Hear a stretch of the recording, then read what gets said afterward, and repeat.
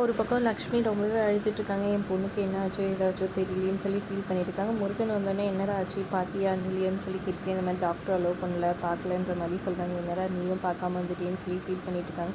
அதெல்லாம் ஒன்றும் ஆயிருக்காது அத்தை, நீங்கள் கவலைப்படாதீங்கன்னா அவங்க மருமக ஒரு பக்கம் ஆறுதல் சொல்லிட்டு இருக்காங்க. இருந்தாலும் என் பொண்ணு பார்த்தே ஆகணும்னு அவங்க ரொம்பவே ஃபீல் பண்ணிட்டுருக்காங்க. இங்கே மதிக்கிட்ட வந்துட்டு என் பொண்டாட்டி மாதிரி நீங்கள் நடிக்கணும்னு சொல்ல அதெல்லாம் வேலைக்கு ஆகாதுன்ற மாதிரி அவங்க சொல்கிறாங்க. ப்ளீஸ் அவங்களுக்கு எவ்வளோ முதல்ல வந்துட்டு ஒத்துக்க மாட்டேங்கிறாங்க. அப்புறம் ப்ளீஸ்ன்னு கெஞ்சி அப்படியே ஒரு மாதிரி பேசுகிறாரு. அப்புறமா உங்களுக்கு எவ்வளோ பணம் வேணாலும் கொடுக்குறேன், ஒரு நாளைக்கு நீங்கள் மீன் கடையில் எவ்வளோ சம்பாதிக்கணும்னு கேட்க, ஒரு 1000 வரும், வாரத்துலனா 2000 to 3000 வரும் சனி ஞாயிறில் அப்படின்ற மாதிரி சொல்கிறாங்க.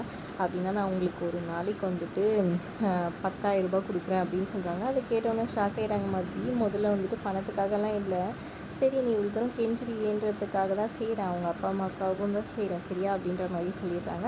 சரி ஓகே நீங்கள் உடனே வாங்க என் காரில் போகலான்னு சொல்லிட்டு காரை பார்த்துட்டு அப்படியே ஷோக்காகுது. இதில் மீன் விற்றா நல்லாயிருக்கும் அப்படி இப்படின்னு சொல்லி இது பண்ணுறாங்க. அப்புறம் காரில் போய் உட்காந்தோன்னா குழுக்குழுன்னு சூப்பராக இருக்குது அப்படி இப்படின்னு சொல்லிட்டு சந்தோஷமாக இது பண்ணி அதை எக்கி பிடிச்சிக்கிட்டு லைட்டெல்லாம் ஆன் பண்ணிக்கிட்டு ஒரே அமக்கலம் பண்ணிட்டு வராங்க மதி.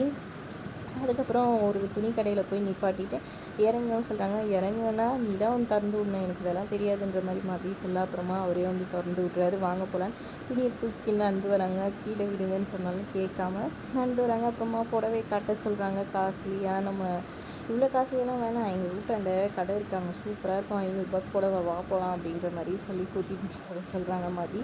அதெல்லாம் வேணாம், நான் தானே வாங்கி கொடுக்குறேன், அமைதியாக வாங்கன்னு சொல்கிறாங்க. இதெல்லாம் என் சம்பளத்தில் கழிச்சிட மாட்டிங்களா அப்படின்னு சொல்கிறாங்க. அதெல்லாம் கழிக்க மாட்டேன் சொல்கிறாங்க. ஏன்னா இன்னும் கொஞ்சம் எக்ஸ்டெண்ட் பண்ணி 25,000 வந்துட்டு கொடுக்குற மாதிரி பேசி கூட்டினு மகேஷ்.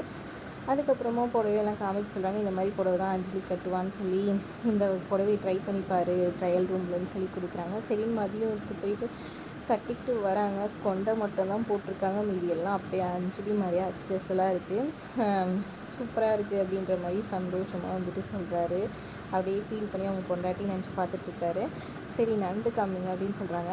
புடவையை தூக்கிட்டு நடந்து காமிக்கிறாங்க. அதை பார்த்தோன்னே இல்லை இப்படியெல்லாம் நடக்கக்கூடாது, கொஞ்சம் எலகண்ட்டாக நடக்கணுன்ற மாதிரி சொல்லி நடக்கிறதெல்லாம் சொல்லி, பரவாயில்லையே உன் பொண்டாட்டி நடக்கிறதெல்லாம் பண்ணுறியே அப்படின்னு சொல்கிறாங்க. அப்புறமா சரி நல்லா இருக்கீங்களான்னு எப்படி கேட்பேன், ஸோ கக்கரியா அப்படின்னு கேட்போம் அப்படின்னு சொல்கிறாங்க. அப்புறமா இப்படி கேட்கக்கூடாது இந்த மாதிரி கேட்கணுன்ட்டு அஞ்சலிக்கு மதிக்கு எல்லாத்தையும் சொல்லி கொடுக்குறாரு அஞ்சலி மாதிரி. அதுக்கப்புறம் தலை தான் கொஞ்சம் சரியில்லை, சரி கொஞ்சம் தலை மாற்றணும், அதெல்லாம் முடியாது அப்படின்னு சொல்லிட்டு இது பண்ணுறாங்க. தயவு செஞ்சு வாங்கன்னு சொல்லிவிட்டு அப்புறமா பார்லர் கூட்டிகிட்டு போய் தலையெல்லாம் சரி பண்ணி இது பண்ணாராங்க. இங்கே புலம்பிகிட்ருக்குறாங்க லக்ஷ்மி ஒரு பக்கம். அப்போ கரெக்டாக மகேஷ் வந்துடுறாரு. மாப்பிள்ளை எங்கே மாப்பிள்ளை அஞ்சலின்னு சொல்லிட்டு கேட்க, அஞ்சலி வந்துட்டாங்க. அஞ்சலி வா அவங்க அம்மா வெயிட் பண்ணுறாங்க நான் பார்க்கணுன்னு சொன்னோடனே பின்னாடியே வராங்க மதி. அஞ்சலி மாதிரி இருக்கிறதுனால அஞ்சலின்னு நம்பிடுறாங்க. இந்த பாரு உங்கள் அம்மா அப்படின்னு சொல்கிறாங்க. இவர் வந்து 2 அண்ணங்க, அதுக்கப்புறம் அம்மா, அப்பா இப்போ தான் இறந்துட்டாரு அப்படின்னு சொன்னதுனால அவங்க வந்துட்டு இதில் யார் அம்மான்னு தெரிய 2 பொம்பளைங்க நின்றுட்டுருக்காங்கன்ட்டு அவங்க அண்ணியும் அம்மாவையும் பார்த்து முழிக்கிறாங்க மதி. இதுதான் அவங்க அம்மா, அம்மா கிட்ட வந்து பேசுங்க பாவம் அம்மா தவிச்சு போயிட்டாங்கன்னு சொல்லிட்டு சொல்ல, அம்மா அப்படின்னு ஓடி வந்துட்டு முருகனோட ஒய்ஃபை வந்துட்டு கட்டி பிடிச்சிடுறாங்க. லக்ஷ்மிக்கு ஒரே குழப்பம், என்னம்மா ஏதாவது பிரச்சனை ஆயிடுச்சா, உடம்பு சரியில்லாமல் இருக்கா, தலையில் என்ன அடிபட்டுச்சா மாப்பிள்ளை அஞ்சலிக்கு அப்படின்னு சொல்லி கேட்குறாங்க. இல்லை இல்லை இல்லை இல்லை என்னாச்சு அஞ்சலி உனக்கு, அம்மா எங்கே இருக்காங்கன்னு சொல்லிட்டு சொல்ல, அம்மா அப்படின்னு சொல்லிட்டு திரும்பவும் வந்து பிடிச்சிக்கிறாங்க. என்ன ஆச்சுன்னு சொல்லி கேட்க, இல்லை இல்லை அவள் கொஞ்சம் மயக்கத்தில் இருக்கிறா, ஒரு மாதிரி ஹை ப்ராப்ளம் ஆகிட்டு இருக்கு இந்த இது ஆனதில், ஆக்சிடெண்ட் ஆனதில் அப்படின்ற மாதிரி சொல்கிறாங்க. வேறு எதுவும் இல்லைன்னு சொல்லி கேட்க, அதெல்லாம் ஒன்றும் இல்லை அப்படின்னு சொல்கிறாங்க. அப்புறம் முருகன் ஏதோ சைகையிலே சொல்ல, என்ன சொல்கிறாரு அவர் அப்படின்ற மாதிரி மதி கேட்குறாங்க. உங்களுக்கு தான் நல்லா புரியுமே அவர் சொல்கிறேன்னு சொல்கிறாங்க. இல்லை இந்த ஆக்சிடெண்ட் ஆனதுனால அவள் அந்த மாதிரி இப்போ வேறு ஒன்றும் இல்லைன்ற மாதிரி மகேஷ் சொல்லி சமாளிச்சிடுறாரு. அப்புறம் ஒரு ரெஸ்ட் எடுக்கணும்னு சொல்லி உள்ள ரூம் கூட்டிகிட்டு போகிறாங்க. ரூமை பார்த்தோன்னா அப்படியே சந்தோஷமாயிடுறாங்க மதி.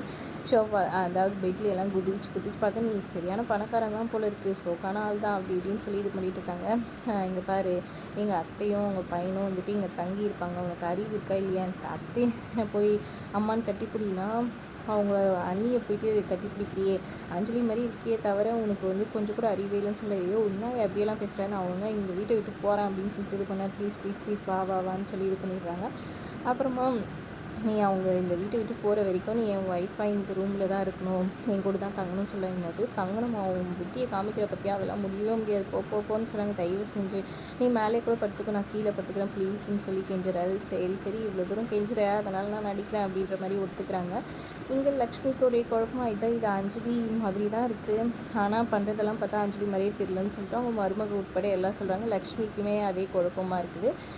உடனே நம்ம துளசி கால் பண்ணலாம். துளசி கால் பண்ணி இந்த மாதிரி ஆயிடுச்சின்னு சொல்லிட்டு நடந்த எல்லாத்தையும் சொல்கிறாங்க. ஃபயர் ஆக்சிடெண்ட்லேருந்து அப்புறம் அஞ்சலி வந்து தப்பாக கட்டி பிடிச்சது அம்மான்னு சொன்னது எல்லாத்தையும் யோசிச்சு பார்த்து சொல்கிறாங்க. அப்புறம் உடனே வந்து துளசி வந்துட்டு சரிம்மா நான் உடனே வரேன், நான் இப்போ தான் ஊருக்கு போயிட்டு வந்தேன், எங்கள் மாமியார் வீட்டுக்கு போயிட்டு வரேன் நான் அப்படின்ற மாதிரி சொல்கிறாங்க. சரி சீக்கிரம் வான்ற மாதிரி. அஞ்சலி இப்போதைக்கு நல்லா இருக்கிறாள், சரி நான் வந்துடுறேன்ற மாதிரி ஃபோனை வச்சிடுறாங்க. அதோட எபிசோட் முடியுது.